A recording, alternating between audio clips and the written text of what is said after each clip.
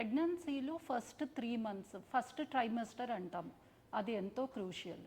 ఈ సమయంలోనే మనకి ప్రెగ్నెన్సీ అనేది గట్టిపడడము, మాయ ఫార్మేషను, తర్వాత బేబీ అనేది మొత్తంగా పార్ట్స్ ఫామ్ కావడము, ఇవన్నీ జరుగుతుంటాయి. కాబట్టి ఈ ఫస్ట్ 3 మంత్స్లో మదర్ కానీ కొన్ని జాగ్రత్తలు తీసుకుందంటే మనకి ప్రెగ్నెన్సీ మొత్తం హెల్తీగా కంటిన్యూ అయ్యే ఛాన్సెస్ ఎంతో ఉంటాయి. ఫస్ట్ 3 మంత్స్ ఆఫ్ ప్రెగ్నెన్సీలో మెయిన్గా మనం తీసుకోవాల్సిన జాగ్రత్తలు, ఒకటి లాంగ్ జర్నీస్ అనేవి చేయకపోవడము, ఇంకొకటి ఎక్సెసివ్ స్ట్రెయిన్ అనేది పడకపోవడము, బరువు వస్తువులని ఎత్తకపోవడము, కంప్లీట్ బెడ్ రెస్ట్ అనేది అవసరం లేదు. కానీ మన కండిషన్ బట్టి మన గైనకాలజిస్ట్ ఏది సజెస్ట్ చేస్తే అది మనము జాగ్రత్తగా పాటించడం కూడా ఎంతో ఇంపార్టెంట్. ఒకవేళ మనది జస్ట్ ఫస్ట్ ప్రెగ్నెన్సీ, ఇంతకుముందు ఏవి మెడికల్ ప్రాబ్లమ్స్ అనేవి లేవు, మిస్కారేజెస్ అనేవి లేవు, ఫస్ట్ ప్రెగ్నెన్సీ, సో మనం ఈ కొద్దిపాటి జాగ్రత్తలు అంటే జనరల్ హెల్త్ మంచిగా ఉండేటట్లు చూసుకోవడము, బయట ఫుడ్స్ అనేవి తినకపోవడము, ఇంటి దగ్గరే మనము ఎక్కువ స్ట్రెయిన్ పడకుండా చిన్న చిన్న పనుల వరకు చేసుకోవడము, లాంగ్ జర్నీస్ చేయకపోవడము, ఇవన్నీ చేస్తే అది మోర్ దెన్ ఎనఫ్ అనొచ్చు. ఒకవేళ మనకి ఇంతకుముందు మిస్కారేజెస్ లాంటివి అయినప్పుడు కొన్ని స్పెషల్ ప్రికాషన్స్ అనేవి తీసుకోవాల్సి ఉంటుంది. వాటిలోనే ప్రొజెస్ట్రాన్ అనే టాబ్లెట్స్ కానీ వాడడము, లేదా అప్పుడప్పుడు ఎకోస్ప్రిన్ అనే టాబ్లెట్ అంటే బేబీకి మంచిగా బ్లడ్ సప్లై కావడానికి కూడా ఇస్తాము. కొందరిలో ఇవే ఇంజెక్షన్ ఫామ్లో హెపారిన్ అనే ఇంజెక్షన్స్ కూడా పెడతాము. ఇలాంటి స్పెషల్ రికమెండేషన్స్ ఉన్నప్పుడు వీటిని మనము కరెక్ట్గా ఫాలో కావడం కూడా ఎంతో ఇంపార్టెంట్. అలానే మనకి ఎక్కువ హై ఫీవర్ వచ్చినా, ఫుడ్ పాయిజనింగ్ లాంటిదైనా బేబీ అఫెక్ట్ అయ్యే ఛాన్సెస్ ఉంటాయి. కాబట్టి మనకి వైరల్ ఇల్నెసెస్ అవి రాకుండా జాగ్రత్త పడ్డము, ఏదైనా క్రౌడెడ్ ప్లేస్లోకి వెళ్ళినప్పుడు మాస్క్ పెట్టుకోవడము, ఇవి కూడా ఎంతో ఇంపార్టెంట్. ఇవన్నీ కాకుండా జనరల్గా మనం ఫాలో కావాల్సినవి మినిమం సప్లిమెంట్స్ తీసుకోవడం. సో ప్రతి ఒక్కరిలోనూ ఫస్ట్ 3 మంత్స్లో అవసరమైన సప్లిమెంట్ ఫోలిక్ యాసిడ్. దీన్ని ప్రీనేటల్ టాబ్లెట్ అని కూడా అంటాము. అంటే మనం ప్రెగ్నెన్సీకి ప్రయత్నిస్తున్న 1 నెల ముందు నుంచే ఈ టాబ్లెట్ వాడడం ద్వారా బేబీ హెల్తీగా ఫామ్ అయ్యే ఛాన్సెస్ ఎంతో ఉంటాయి. ఇది కాకుండా vitamin D, calcium, iron. Vitamin D అనేది చాలా మందిలో డెఫిషియన్సీ ఉంటుంది. దీనివలన కూడా ప్రెగ్నెన్సీలో ప్రాబ్లమ్స్ రావచ్చు. సో మనం ప్రెగ్నెన్సీకి ప్రయత్నిస్తుండగానే లేదా ప్రెగ్నెన్సీ వచ్చిన వెంటనే అయినా విటమిన్ డి సప్లిమెంటేషన్ తీసుకోవడం ఎంతో ఇంపార్టెంట్.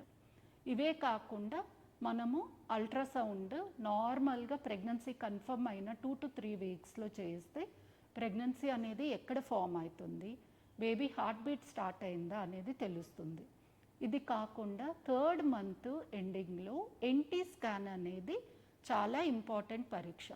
దీంట్లో బేబీని మనము కంప్లీట్గా స్క్రీన్ చేసుకొని ఏమైనా జెనెటిక్ ప్రాబ్లమ్స్ వచ్చే ఛాన్స్ ఉందా అనేది తెలుసుకోవచ్చు.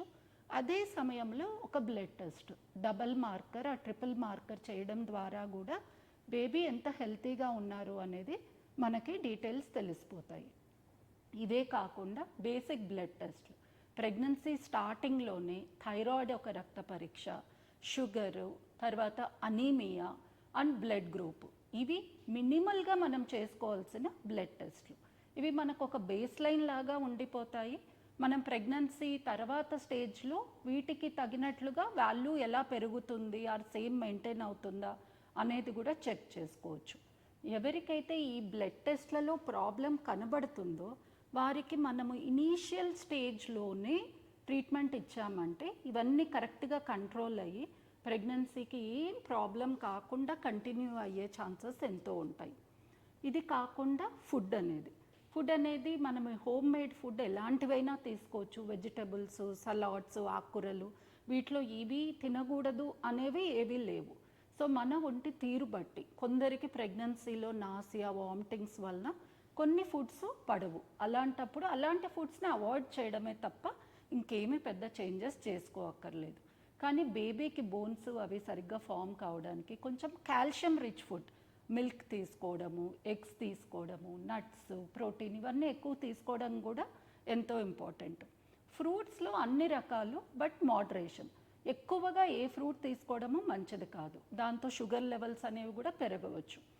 సో పపాయ, పైనాపిల్ అనేది యూజువల్గా ప్రెగ్నెన్సీలో అవాయిడ్ చేస్తే బెటర్. ఇంకా చాలాసార్లు మమ్మల్ని అడిగే క్వశ్చన్, ఎప్పుడు ట్రావెల్ చేయొచ్చు? ఇప్పుడు ట్రావెల్ అనేది తప్పనిసరి అనుకున్నప్పుడు మిడిల్ ట్రైమెస్టర్ అంటాం. అంటే 4వ నెల, 5వ నెల నుంచి 6వ నెల, ఈ 3 monthsలో ట్రావెల్ అనేది పర్వాలేదు. కానీ ఫస్ట్ 3 months, లాస్ట్ 3 monthsలో లాంగ్ జర్నీస్ అనేవి అవాయిడ్ చేస్తేనే మంచిది. సో ఇలాంటి చిన్న జాగ్రత్తలతో మనకు ప్రెగ్నెన్సీకి ఏ ప్రాబ్లం కాకుండా హెల్తీగా కంటిన్యూ అయ్యే ఛాన్సెస్ చాలా ఉంటాయి. Thanks for watching my video.